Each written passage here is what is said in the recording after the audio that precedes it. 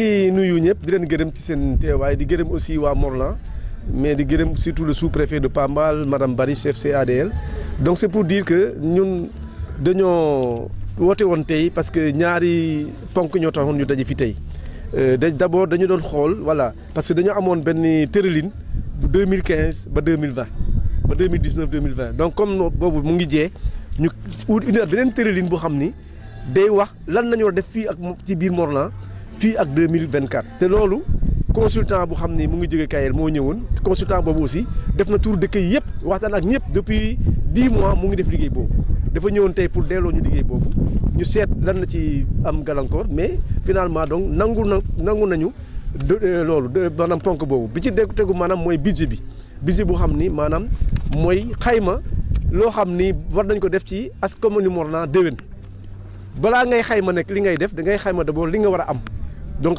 gis nañu ni commune Morlan boo xoolee tey budget bu ñu fa tey dërëmu kenn nekku ci presque xaalis boo xam ni dañ ko yaakaaree rek tibbee ko biir am ko biir Morlan loolu nag dañoo créer depuis 2 ans 3 ans benn bureau boo xam ni seen liggéey mooy rek seet fan lañu war a def ba xaalis dugg ci biir commune bi budget loolu effectivement vraiment ñu ngi def seen liggéey ndax boo xoolee ci wàllu liy dugg ci commune bi vraiment ñu ngi dugg boo xoolee sax bu njëkk bi ou bien am na at ci ginnaaw waa Morlan presque faytuñu taxe rurale mais ak bureau bi vraiment nit ñi ñu ngi daaw rek am nañ presque juróom-benn million ci wàllu fay boobu te am nañ yaakaar ni day yokku rek te day leen ni tamit ñu ngi yokku parce que boo xoolee état bi tamit am na loo xam ni mu ngi koy dugal ci biir commune bi ay sel ay taxes yu xam ne patate amatul mais patate boobu am na loo xam ne nii dañ ko transformé léegi ñu ngi koy jox kon ñu ngi ñaan yàlla en tout cas li ñu xayma tey ñu am ko parce que bureau boobu sas nañu leen maanaam mooy nañu fexee ba lépp lu ñu las tey ci wàllu dugal xaalis ñoom nañu fexee ba xaalis boobu dugg.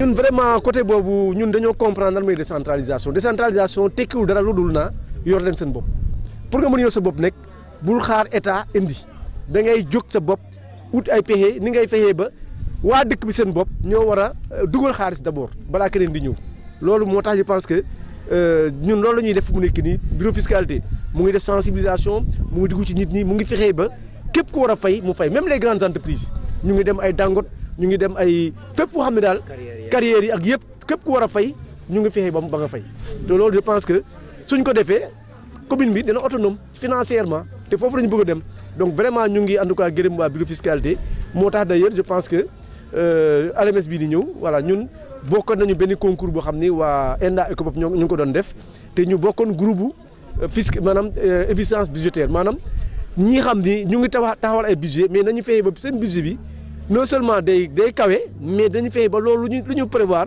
ñu def ko lu ñu waajal ci budget bi ñu def ko mais balaa ngay waajal da ngay dugal xaalis bu dugalee xaalis léegi di nga soog a def te ñun gis nañu ne ci ñetti communes yi gën a xarañ ci fànn boobu jël nañu leen xamaguñu ne kan mooy nekk premier kan mooy nekk deuxième kan mooy nekk troisième mais ci ñett yi daal bokk nañ ci donc ñu ñaan ko yàlla ñu gërëm ko yàlla mais aussi ñu gërëmee aussi le bureau de fiscalité ak waa Morlan yëpp parce que ñoom bu ñu bañoon fay par exemple boo xoolee tey ñun dañ doon fay autorisation de construire ay 3000 francs mais yéegal nañ ko ba 35000 juróom-ñaari junni te loolu waa Morlan jëlbe mi sax amoon na ñu doon bañ mais nit ñi seen bopp xam nañu léegi lépp lu ñu dugal ci commune bi day delloo ci ñoom ndax ñun vraiment xaalis bi dañoo nekk fii pour saytu rek mais lépp commune moom bu ñu koy wax nit ñi ñoo war a njëkk a dugal état soog a ñëw yeneen ONG wala yeneen partenaire soog a ñëw vraiment gërëm nañ ci yàlla am nañu yaakaar ni budget Morlan moom day gën a jëm. waaw wàllu ndox mi moom mooy problème mooy suñu problème mais malheureusement nit ñi sax askan bi du xam ni wàllu ndox mi suñu yoon nekku ci même si ñun ñu ngi def lu bari ci ndox mi parce que dañu gis ne ba ñuy bañ maanaam coono surtout jigéen ñi seen coono boobu ak aussi même famille yi parce que am na ménage yoo xam ni bés bi yàlla sax dañuy fay 1000 2000 francs pour ñu am ndox dañuy louer chalet jënd ndox loolu mënul continuer comme état maanaam moo ñëwoon mu ne léegi tas naa ASUFOR yi dënk naa maanaam forage yi OFOR office des forages ruraux état bi tamit maanaam OFOR boobu ñëw aussi tànn na ay privé lëkkaloo ak ñoom signé ay convention ñu ne léegi jox naa Aquatec région de Thiès Morlan bokk ci région de Thiès bi Aquatec ñëwee fii lañ defee réunion bi ñu vraiment ñu amoon ci yaakaar bu baax waaye suñu yaakaar fu mu nekk mu ngi tas parce que quand même quoi qu'on dise population bi non seulement ñun amuñu sañ-sañ laal ci forage bi mais population bi ñu ngi ci coono bu metti donc loolu rek mënul continuer ñu ngi ñaan état bi tamit mu jël matuwaayam soit bind nañu démb ministre de l'hydraulique pour que voilà Aquatech na def liggéeyam ak OFOR su fekkee mu ñu def seen liggéey nañu delloo suñu forage yu Morlan commune Morlan mën na ko yor commune Morlan mën nañu yor forage yu Morlan suñu bu dee état bi tamit deful loolu la ñuy par exemple prochaine étape bi maanaam bu dee dara amul dañuy laaj ministre bi wala état bi nañu delloo suñu forage.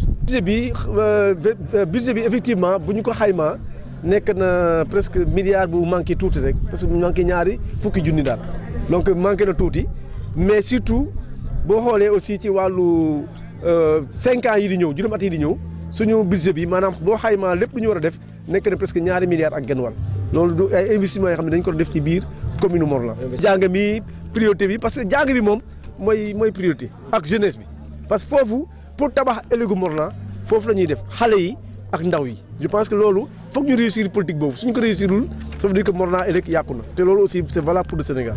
donc aujourd'hui le conseil municipal de Morlan s'est réuni pour 2 points essentiellement. C'était pour d'abord valider en tout cas le plan d'action 2020-2024, le plan quinquennal, donc PDC, plan de développement communal 2020-2024. Ça a été validé avec quelques corrections, mais on peut retenir que le montant de presque 2 milliards 500 millions ont été retenus donc pour le plan d'action donc d'ici donc 2024.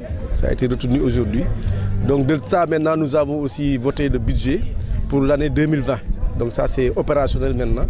Donc 2020 nous avons effectivement voté le budget et ça a été presque voté à l'unanimité parce que il n'y a presque pas eu d'intervention. Bon, nous on a joué le jeu pour que ce ne soit pas une chambre d'enregistrement, mais en réalité les gens n'avaient presque rien à dire parce que tout était clair à leur niveau. Je pense que c'est une bonne chose. En tout cas le budget a été à la somme de 994 millions, presque 1 milliard, avec quand même essentiellement des investissements. Parce que là quand même il faut reconnaître que le fonctionnement pratiquement ne représente que 17% du budget.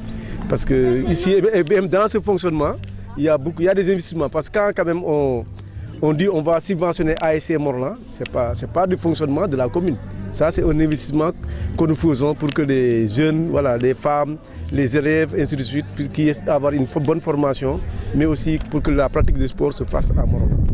Ce prioritaire c'est essentiellement l'éducation comme d'habitude. Quand même là il y a jeunesse, sport, culture, ça quand même on est beaucoup revenu sur ça parce que si vous voyez dans le budget, sur les presque 98 millions des investissements, il y a presque près de 200 millions qui sont prévus pour les investissements, des infrastructures de sport, d'écoles, etc. Donc plus parce que rien que la tribune, c'est quand même 158 millions. Donc il y a aussi des salles de classe, il y a des murs de clôture qui représentent presque... Essentiellement, c'est la jeunesse, c'est l'éducation, la jeunesse et les sports. Bon, il y a un peu les femmes, mais c'est surtout ça.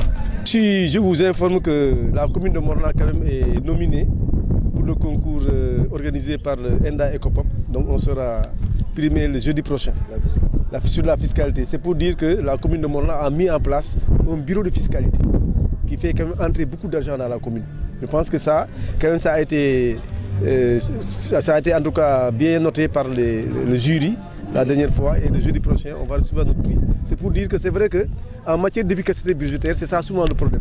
On vote un budget, voilà, des millions, des milliards, mais souvent pour faire entrer l'argent, c'est un problème. C'est pourquoi on a pris le risque de mettre en place un bureau de fiscalité avec des jeunes cadres de Morlan que nous avons recrutés et je pense que ils sont en train de faire un très bon travail de recouvrement des impôts dans la commune de Morlan. Essentiellement, c'est l'impôt minimum fiscal par exemple. Ça par exemple, il y avait presque des gens de Morlan ne payaient plus la taxe rurale. Mais aujourd'hui, avec la sensibilisation, avec quand même le bureau de fiscalité qui fait quand même du porte-à-porte, qui va vers les gens, qui rencontre les chefs de village, aujourd'hui, les gens de Morlan sont en train de payer quand même l'impôt minimum fiscal. En plus de ça aussi, quand même les gens sont en train de voir nos réalisations. C'est motivant de voir que la commune est en train de faire des choses, de réaliser des choses. Donc les gens, ils sont motivés aussi à payer l'impôt minimum fiscal. Autre chose maintenant, il y a bien sûr il y a les carrières, il y a les frais de bornage, il y a aussi l'autorisation de construire. Quand on est venu, on l'avait trouvé à 3 000 francs. Aujourd'hui, pour construire à Morlan, il faut payer 35 000. Voilà, donc ça quand même, c'est pas facile, bon, mais quand même il y a eu des difficultés au départ. Mais de plus en plus, les gens de Morlan comprennent quand même que c'est pour eux, c'est pas pour nous. Parce que quand nous on achète 10 millions de fournitures, c'est pour les élèves. quand on construit un stade, c'est pour les jeunes. Donc ce n'est pas de l'argent qui entre dans nos poches, mais c'est de l'argent qui retourne vers eux. Ça, je pense que c'est quand même une sensibilisation qu'on est en train de faire. Et nous pensons que ça va aller crescendo. Je pense que nous pensons quand même que le budget de Morlan doit dépasser maintenant bientôt les milliards.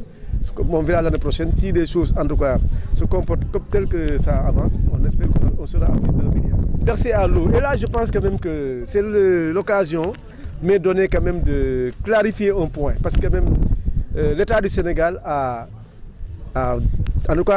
créé une réforme, la réforme sur l'eau. Je pense que vous tous étiez là.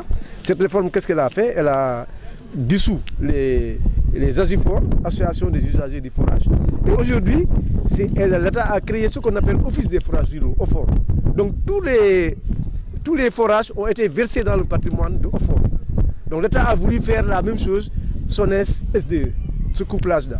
Donc c'est OFOR qui a maintenant le patrimoine, mais OFOR a signé avec des privés. Dans la région de Thiès, c'est Aquatec. Mais malheureusement, ça ne marche pas. Ça ne marche pas. Nous, on est en train de nous battre. On a même fait à Aquatec des propositions concrètes. On leur a dit qu'on est prêt à investir pour vous, pour que les populations mondiales accèdent à l'eau. Donc je pense que, par exemple, on leur a dit que si la pompe n'est pas bonne, on change la pompe. La commune de 3 millions achète une nouvelle pompe. Il y a aussi le forage de maraîcher qui est là-bas, qui est sous-utilisé. On leur avait demandé d'entrer en contact avec Anida et le GIE pour signer une convention pour que ceux-là leur vendent de l'eau. Parce qu'aujourd'hui, ce forage est sous-utilisé et la connexion est déjà faite. Il y a même un compteur qui est installé. Donc ça veut dire que pour moi, il n'y a aucun effort qui est fait par Aquatec. Et je pense que la première étape a été franchie hier. On a adressé une lettre au ministre de l'Hydraulique pour lui faire part de la situation. La prochaine étape, c'est quoi? Si rien n'est fait, on va demander à ceux que nous restaure notre forage. Voilà, nous sommes capables de gérer notre forage. La commune de Morlan est capable de gérer son forage. Si Aquatec n'est pas en mesure de gérer le forage, nous serons obligés de reprendre notre forage. Et ça, je pense que l'État ne s'y opposera pas.